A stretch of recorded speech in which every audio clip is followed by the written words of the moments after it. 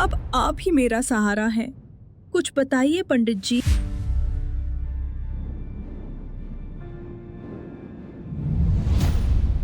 ये मेरी तरफ से तुझ सी भेंट।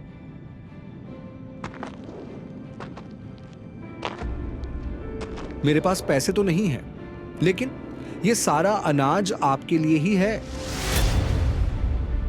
ब्रजमोहन, एक ना एक दिन मैं जान कर रहूंगा कि तू क्या गुल खिला रहा है।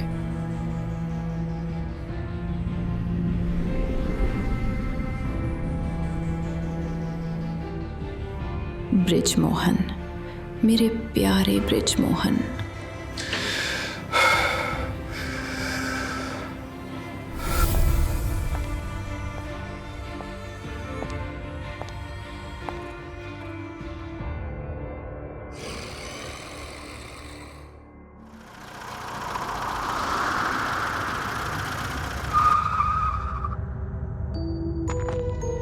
जी कहिए, मैं आपकी क्या मदद कर सकता हूँ? पंडित जी जल्दी चलिए, एक बहुत बड़ी समस्या आ पड़ी है। अब आप ही हमारी आखिरी उम्मीद हैं। अरे लेकिन समस्या क्या है? आप चलिए, मैं आपको रास्ते में सब बताता हूँ। अमर चौधरी मेरे बड़े भाई हैं। उन्हें अक्सर मधुमेह और रक्तचाप जैसी समस्याएं आती रहती हैं, लेकिन इस बार वैद्य, डॉक्टर सब ने अपने हाथ खड़े कर लिए हैं। लोगों ने कहा कि पूरे बनारस में अगर कोई भैया की मदद कर सकता है तो वो आप ही हैं। ठीक है, मैं देखता हूँ कि मैं क्या कर सकता हूँ।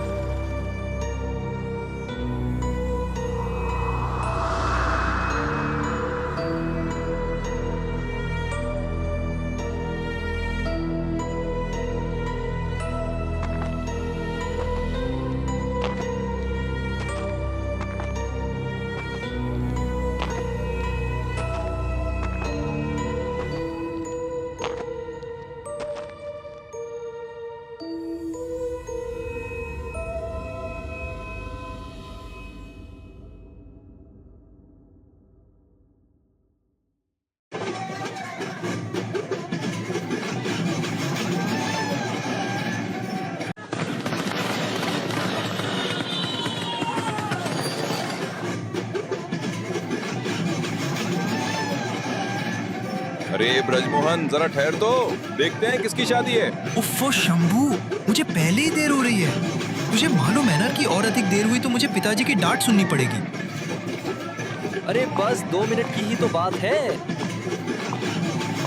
ओह, तो ये सेठ जी की बारात है। क्या किस्मत है समर चौधरी की। यहाँ कईयों की शादी नहीं हो रही है और ये इस उम्र में भी दूसरी शादी कर रहे हैं।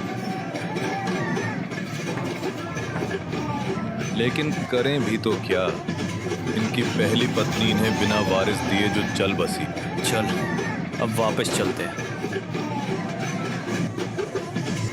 अरे क्या हुआ ब्रजमोहन, अब तेरे पिताजी नहीं डांटेंगे तुझे? ब्रजमोहन। पंडित जी, कहाँ खो गए आप पंडित जी? हाँ, अरे क्या क्या हुआ? यही है मेरे बड़े भाई साहब। हाँ हाँ, आप लोग बाहर चलिए, मैं देखता हूँ कि मैं क्या कर सकता हूँ।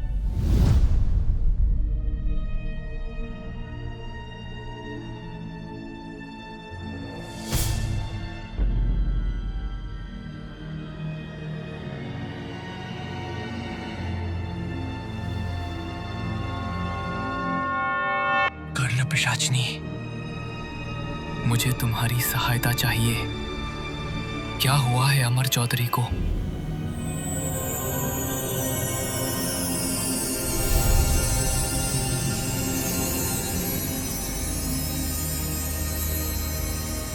वही जो हर मनुष्य के साथ होता है, इसका अंत समय आ चुका है।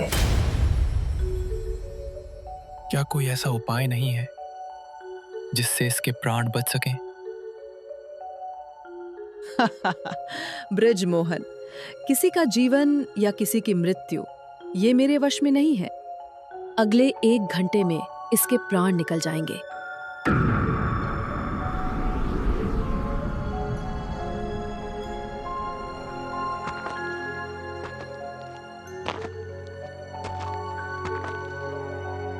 बाहर आकर ब्रजमोहन ने सब कुछ सच सच बता दिया।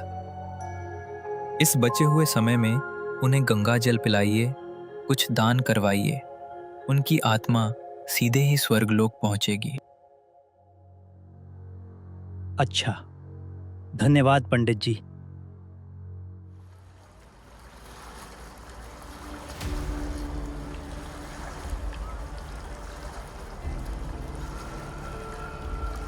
अजीब लोग हैं भाई। अमर सेठ के साथ साथ उनकी पत्नी कालिंदी को भी सती कर रहे हैं। क्या कहा जाए, बेचारी लड़की की उम्र ही कितनी है अभी।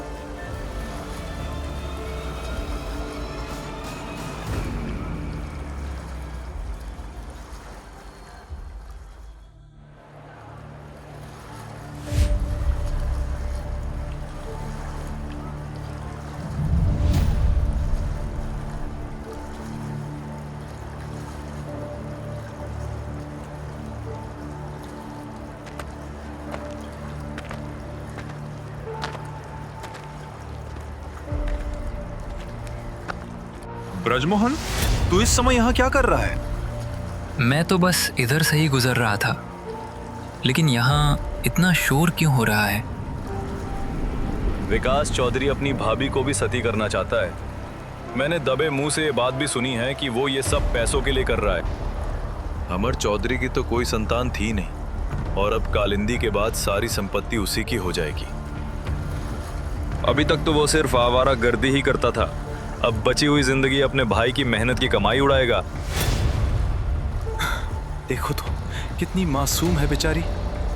ये कोई उम्र है सती होने की? हर सोमवार को गंगा घाट पर जल चढ़ाने के लिए आती थी। तूने भी तो देखा होगा। क्यों? हमें ये रोकना होगा किसी भी हालत में। ये क्या बोल रहा है तू? पैसों के लालच में सबके मुंह बंद हैं।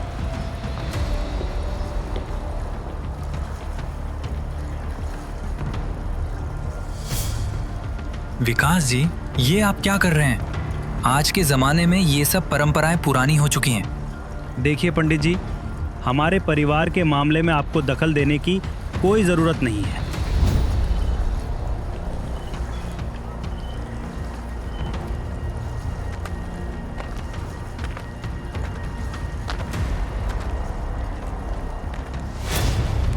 लीजिए भाभी, ये भगवान का प्रसाद पी लीजिए, इससे आपको कोई तकलीफ नहीं होगी।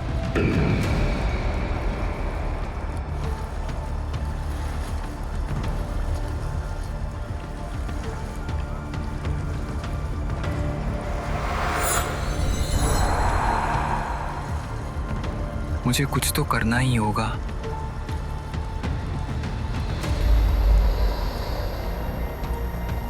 करण पिशाचिनी, मुझे कोई ऐसा तरीका बताओ जिससे कालिंदी को सती होने से बचाया जा सके। ब्रिजमोहन, आज तो ये मुझसे कैसे प्रश्न पूछ रहा है?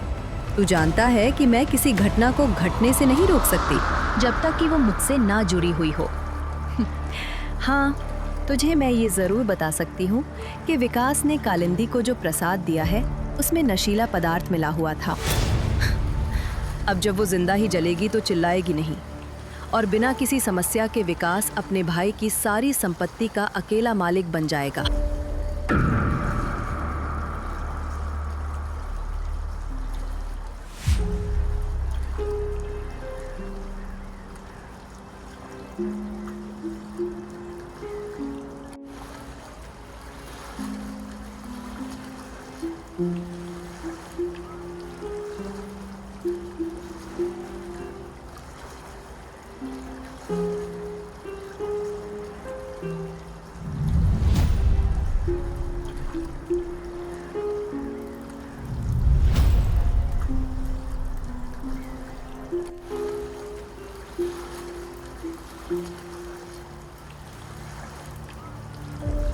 रुक जाओ, कालिंदी को सती नहीं किया जा सकता।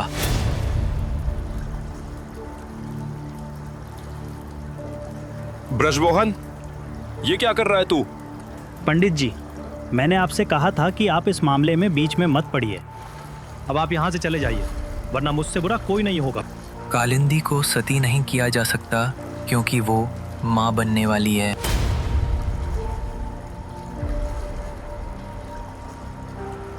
हे ईश्वर, ये तो घोर अनर्थ होने जा रहा था।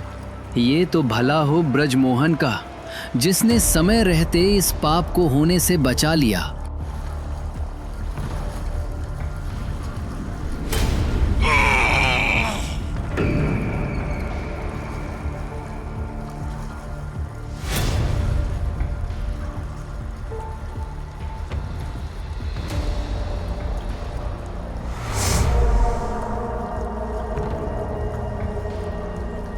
मैंने झूठ बोलकर कालिंदी का जीवन तो बचा लिया, लेकिन जब इन्हें सच मालूम चलेगा तो क्या होगा?